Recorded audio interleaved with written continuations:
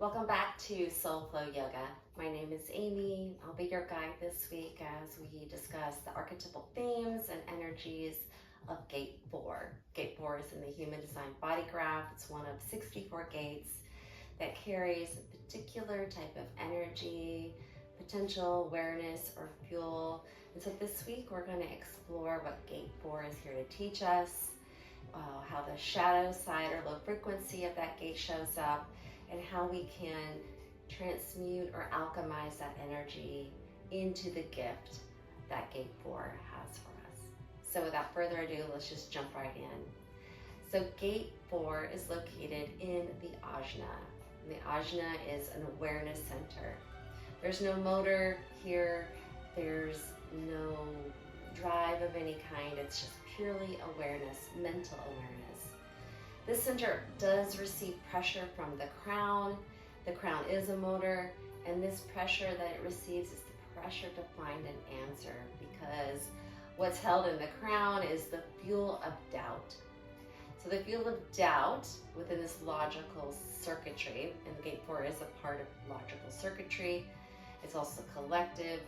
So logical circuitry is always looking for patterns. It can see patterns. It can see patterns that are certainly working, and it can see patterns that are not working.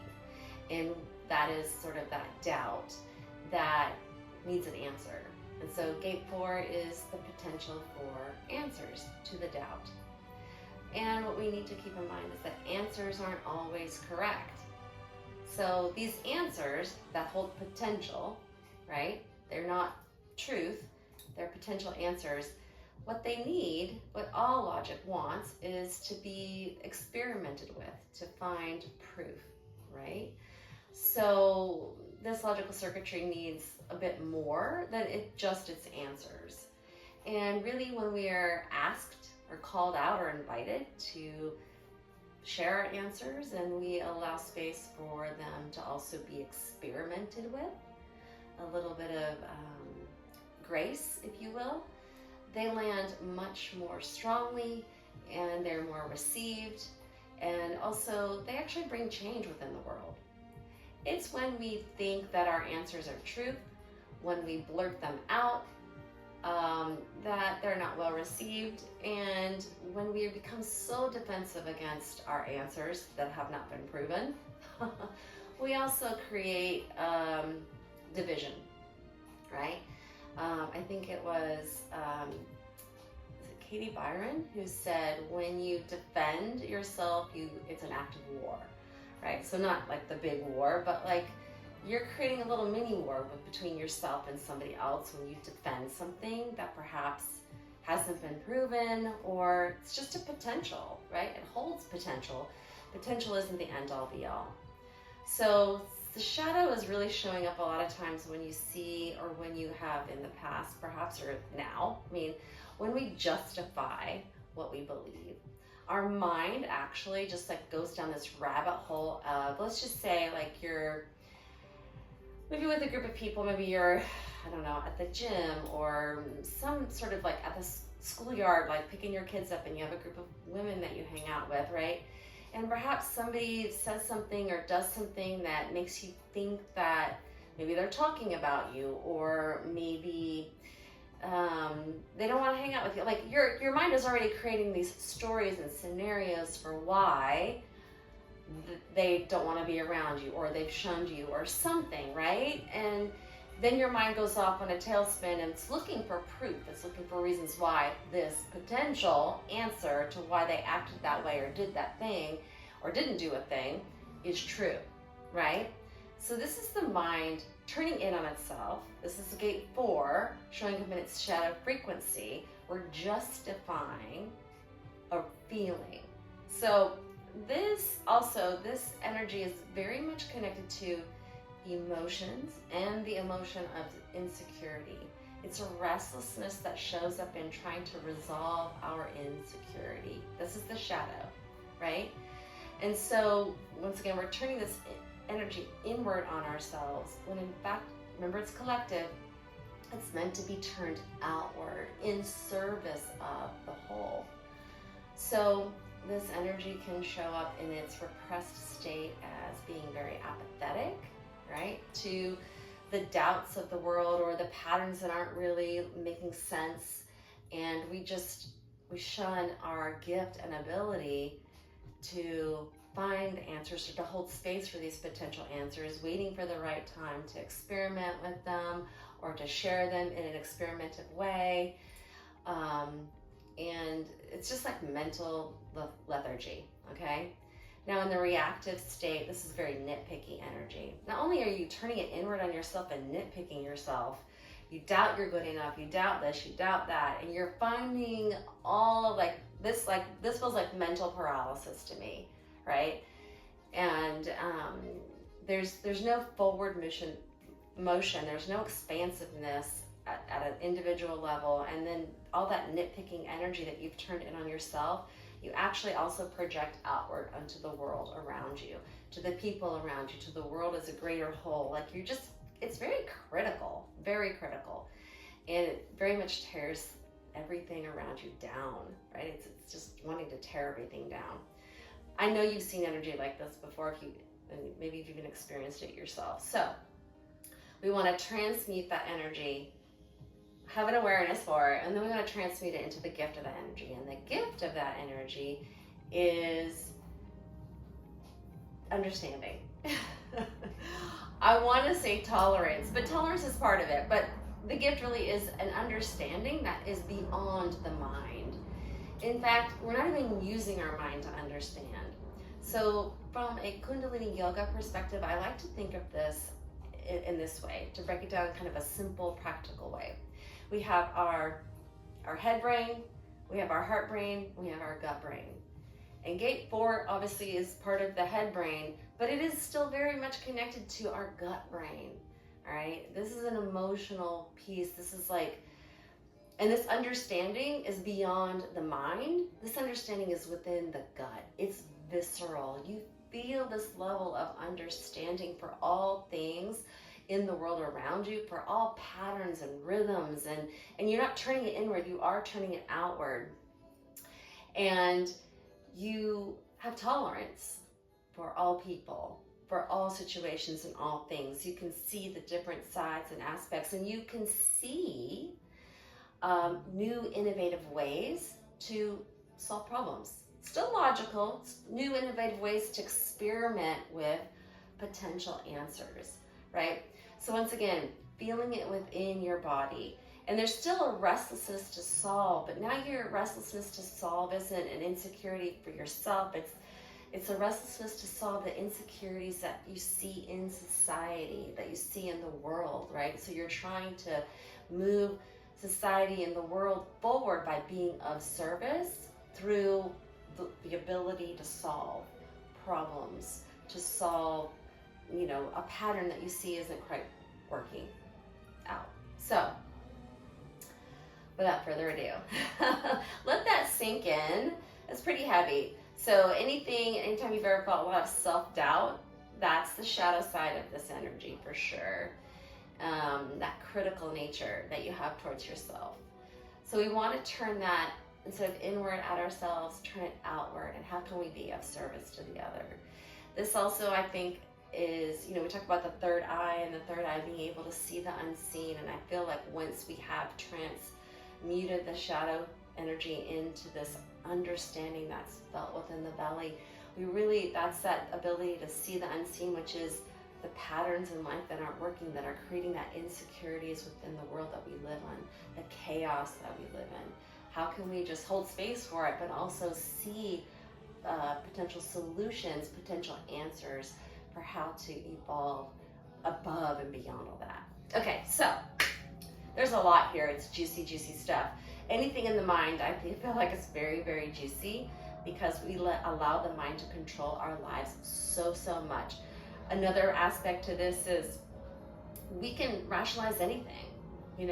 We can see something that's not working for ourselves, and we can rationalize why, that's not working, and believe it's truth when it really isn't.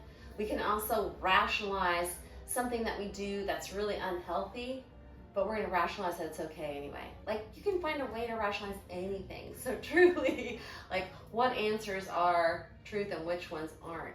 Perhaps none of that really matters. So we can release all of that. We can allow our minds to do what it loves to do most, which is just to research, to learn, to communicate what it's learned, and to play. So let's have some fun and let's let our minds just relax and play with this Kundalini Yoga set. It's going to be a couple of different exercises. We're going to do some spinal flex, some shoulder shrugs, some kriya, and meditation, and we're going to repeat that 2 times. So it's super simple, but it's going to be really powerful. So with that, let's just start. Let's just tune in with the Adi mantra, Om Namo Gurudev Namo. Chant this 3 times. Go ahead and rub those palms together. You feel the heat, the warmth between the palms. Bring them into prayer pose at the heart center. Sit up nice and tall. You can be in easy pose like I am, or you can just sit in the chair with your feet flat on the floor. Sitting up nice and tall, close the eyes. Bring those eyeballs inwards towards the space between the eyebrows. This is the 3rd eye. Take a big deep inhale through the nose. And exhale. Again, inhale. And exhale. We tune in to connect with that golden chain of teachers that came before us, to surrender the ego and let the wisdom, that inner knowing, to come forth and to guide us. So again, let's inhale to tune in. Om Namo Gurudev Namo. Om Namo Gurudev Namo. Om Namo Gurudev Namo. Big deep inhale through the nose. Hold that breath in. Squeeze the root lock. That's the pelvic floor, sex organs, all those pelvic muscles. Squeeze and hold. Exhale, let the hands come down. Palms face up, resting on top of the knees or thighs. Again, take a big deep inhale. And exhale. Gently open the eyes. We're going to come into rock pose. Rock pose is sitting on your heels. This pose is said to improve digestion, so the heels connect with the sits bones, all right, which are in your pelvic bowl. If this is uncomfortable, too much pressure on your knees or maybe your ankles, take a pillow, stacked blankets, and place that in between heels and the bottom. Placing the palms flat down, face down on the thighs. Sit up nice and tall, close the eyes. We're going to inhale, flex our heart center forward. Exhale, scoop that belly out, flexing your upper back backwards, okay? All right, try to keep the neck in alignment. So a lot of times I see, and I do it myself, flexing forward and let the chin come forward, and that creates a crunching in the back of the neck. We don't want to do that. So we want to just work from our shoulders, just really the torso, so from shoulders to hips. All right, so I'll just demonstrate. You can watch, and then you're going to follow in line with me. All right, so inhale forward, exhale back with that spine. Inhale, heart center forward, exhale back.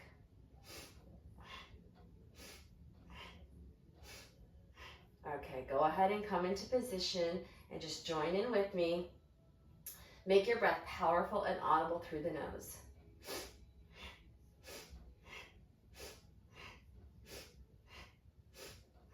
Find a rhythm and a pace that works for you and maintain that pace.